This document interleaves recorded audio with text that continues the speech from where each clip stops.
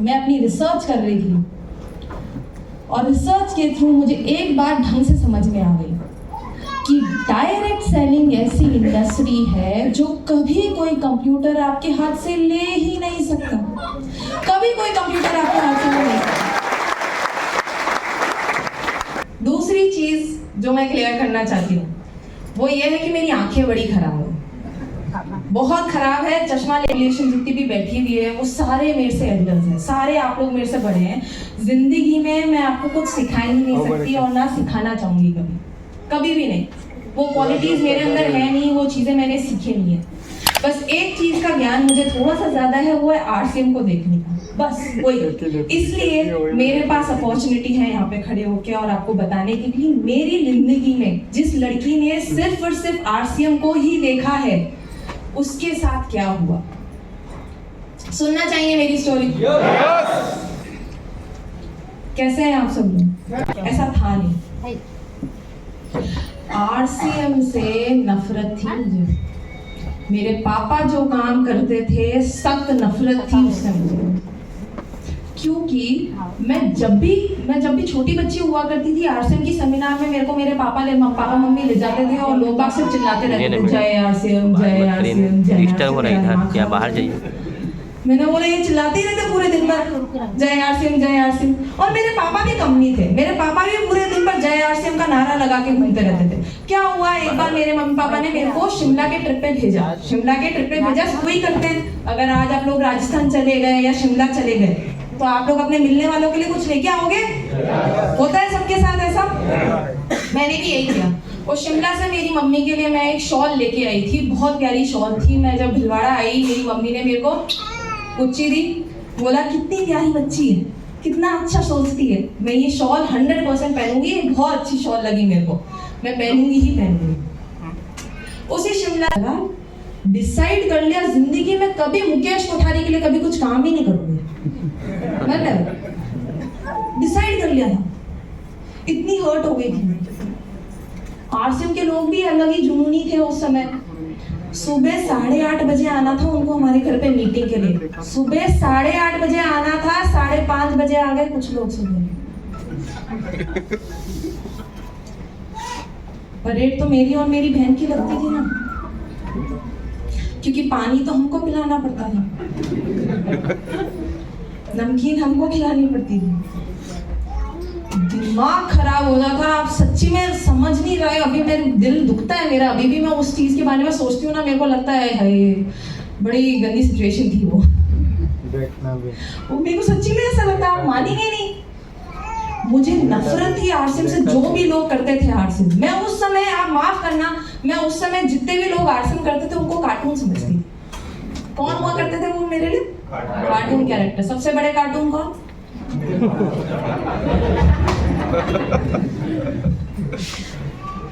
क्योंकि मुझे आरसीएम से इतनी नफरत थी, मैंने डिसाइड कर लिया था कि जिंदगी में कुछ भी कर लूंगी, आरसीएम नहीं करूंगी। आरसीएम मेरे लिए नहीं है। पापा को जो मिल गया, पापा के लिए जो बेस्ट था वो पापा को मिल गया, मेरे लिए बेस्ट नहीं है। मुझे हमेशा से ऐसा लगता था कि मैं फैशन में अच्छी हूँ। फैशन, कपड़े देखना बहुत पसंद है, कपड़ों की स्टाइल देखना पसंद है, कोई क्यों कपड़े ऐसे पहन रहा है, कोई ट्रेंड क्यों चल रहा है, वो शुरुआत से मुझे बहुत इंटरेस्ट लगता था उन सब चीज़ों में। तो मैंने फैशन कम्युनिकेशन की पढ़ाई की। एसडी पार्सन से, जो एसडी पार्सन वर्ल्ड का नंबर 1 डिजाइनिंग कॉलेज है, अमेरिकन इंस्टीट्यूट है। आप लोग सर्च करेंगे तो आपको पता चल जाएगा कि मैं किसकी बात कर रही हूँ। मेरा 4 साल का कोर्स था, 4 साल का कोर्स खत्म हुआ, उसके बाद मैं नौकरियां ढूंढ रही थी।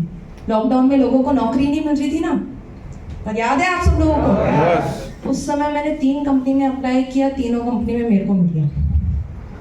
जिस समय लोगों को मिल नहीं रही थी नौकरी, उस समय मैंने जिस भी कंपनी में अप्लाई किया उस कंपनी में मेरे को ऑफर लेटर मिल गया।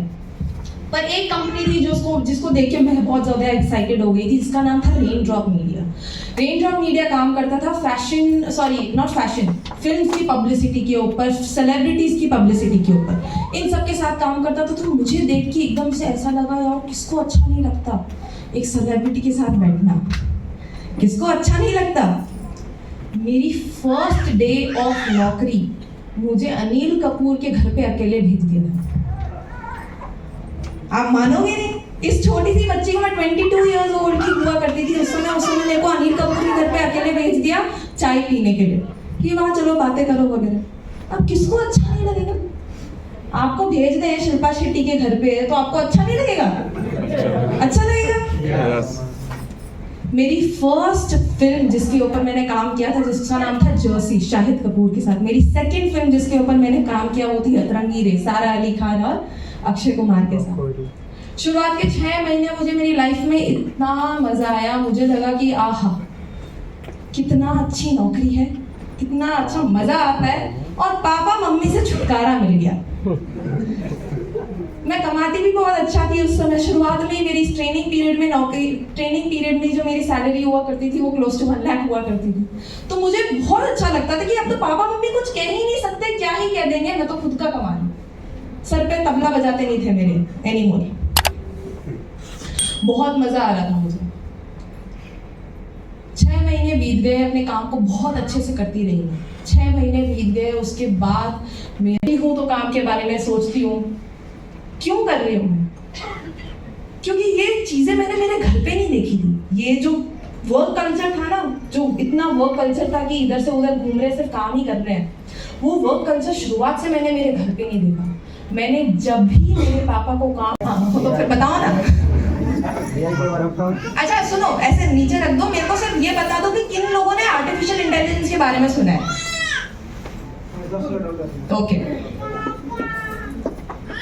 आर्टिफिशियल इंटेलिजेंस AI का सिंपल एक एग्जांपल बताती हूँ आपको। आप लोग जब छोटे बच्चे हुआ करते थे उस समय आप ऐसा नहीं सोचते थे कि जब मैं बड़ा होऊंगा या होंगी एक दिन सारा मेरा काम एक कंप्यूटर करने लगेगा? सोचते थे नहीं कि सोचते थे? सब लोग सोचते थे। अंकल आप सोचते थे? सब लोग सोचते थे। मैं भी उसी थॉट के साथ बड़ी हूँ। मैं भी जब छोटी थी तो मैं सोचती थी कि है ना एक दिन एकदम कंप्यूटर ही झाड़ उड़ाएगा वगैरह, सब कुछ कंप्यूटर करेगा। इस थॉट के साथ हम सब लोग बड़े हैं, पर अब ये आज एक थॉट नहीं रही है, ये ऐसा हो रहा है। आज हर एक काम जिसके अंदर बहुत ज्यादा मेहनत लगती है, बहुत ज्यादा दिमाग लगता है, वो सारा काम एक कंप्यूटर कर सकता है, एक रोबोट कर सकता है, एक मशीन कर सकती है। ऐसा हो रहा है। मेरे साथ भी मेरी नौकरी में यही हुआ। मेरा कई बार काम हुआ करता था। आज न्यूज़पेपर्स में आप लोग आर्टिकल पढ़ते हैं या फिर इंस्टाग्राम पे आर्टिकल पढ़ते होंगे ना, वीरल भयानी वगैरह देखते हो आप सब लोग? देखते हो ना? उसके नीचे कैप्शन लिखे हुए होते हैं, देखा है कि उर्फी जावेद ने ये कपड़े पहन के बाहर निकल गई। सिर्फ देखते हैं कि नहीं देखते? आप सब लोगों को पता है। कई बार वो आर्टिकल्स जो होते थे ना, जो आप लोग न्यूज़पेपर में पढ़ते थे, वो आर्टिकल को लिखने में मेरे को मिनिमम 2 दिन तो लगते थे। मिनिमम मतलब कम से कम मेरे को 2 दिन तो लगेंगे ही लगेंगे उस आर्टिकल को लिखने में। उस आर्टिकल को कभी कभार लिखने में मैंने 10 दिन भी लगाए, क्योंकि क्या करना पड़ता था, मेरे को फिल्म देखनी पड़ती थी, सेलिब्रिटी का इंटरव्यू लेना पड़ता था, सेलिब्रिटी का इंटरव्यू लेके लैपटॉप खोल के लिखना पड़ता था आर्टिकल, फिर मेरा बॉस अप्रूव करेगा, मेरा बॉस अप्रूव करने के बाद जो एडिटर है न्यूज़पेपर का वो अप्रूव करेगा, तब जाके कोई चीज प्रिंट होती थी। इतना बड़ा प्रोसेस हुआ करता था।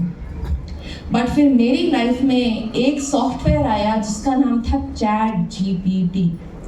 बहुत सारे लोगों ने सुना होगा ChatGPT के बारे में। Yes. ChatGPT को मैं सिर्फ बोलती थी ऐसा ऐसा फिल्म है, ऐसा ऐसा इंटरव्यू है, इसने ऐसी ऐसी बात की है, पूरा आर्टिकल लिख दे। इतना अच्छा आर्टिकल लिखता था कि मेरी बॉस ही कभी उसे डिसअप्रूव कर ही नहीं पाई।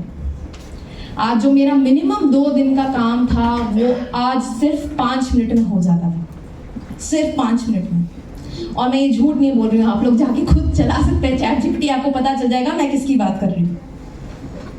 इस सॉफ्टवेयर के आने के वजह से बहुत सारे जो हमारी कंपनी में काम करते थे ना, कंटेंट राइटर्स, सबकी नौकरियां चली गई क्योंकि ChatGPT आ गया था।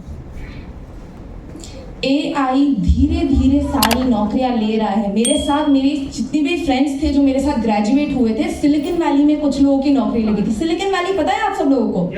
गूगल, माइक्रोसॉफ्ट, ट्विटर, इन सब के जिनके ऑफिसेज वहाँ पे है सिलिकॉन वैली US में। मेरे बहुत सारे फ्रेंड्स की नौकरी वहाँ पे लगी थी। एक की प्लेसमेंट ट्विटर में हुई थी। 1 साल में सबको उनकी नौकरी से निकाल दिया गया। 2 तो मेरे क्लोज फ्रेंड्स हैं, अनएम्प्लॉयड बैठे हुए। क्यों? क्योंकि उनकी का रिप्लेसमेंट है, जो कि कौन है? AI। एक कंप्यूटर उनकी नौकरी को कर सकता है। मुझे भी जब मेरी नौकरी में ये चीज़ रियलाइज़ हुई, मुझे उस समय पता चल गया कि अभी तो मेरी नौकरी का सिर्फ एक छोटा सा पार्ट है जो एक कंप्यूटर कर सकता है। धीरे धीरे मेरी नौकरी कंप्यूटर कैसे करने लगेगा मुझे भी नहीं पता चलेगा, कुछ आइडिया नहीं रहेगा, मेरे आंखों के नीचे से मेरी नौकरी चली जाएगी। बट मुझे इस बात की गारंटी थी कि आने वाले 5 साल में तो मेरी नौकरी कभी कोई कंप्यूटर नहीं ले जाएगा, क्योंकि अभी गवर्नमेंट ऑफ इंडिया ने रिस्ट्रिक्शंस लगा रखी हुई है। गवर्नमेंट ऑफ इंडिया ने रिस्ट्रिक्शंस लगा रखी हुई है कि इंडिया में अभी AI फुल्ली डिजिटलाइज कर दिया, अगर फुल्ली कमर्शलाइज कर दिया तो आप सब लोगों की नौकरी आपके हाथ से चली जाएगी। बट मेरी तो बात छोड़ते हैं, मेरी तो बात छोड़ते हैं। उस समय जब मेरे को रियलाइज हुआ मेरी नौकरी चली जाएगी, मैंने बोला मेरी नौकरी गई भाड़ में, मैं तो मेरे पापा का पता लगाऊं, क्योंकि अल्टीमेट करता धरता तो वो है। मैं तो मेरे पापा का